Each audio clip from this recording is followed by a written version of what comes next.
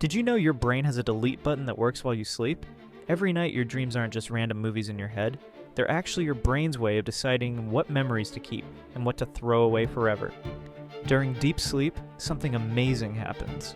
Your brain turns on what scientists call the glymphatic system. Think of it like a washing machine for your mind. This system literally flushes out unnecessary memory traces, making room for important stuff. Here's the crazy part. When you dream, your brain is reviewing everything that happened during the day. It keeps the useful memories and permanently deletes the boring ones, like what you had for breakfast or where you parked your car.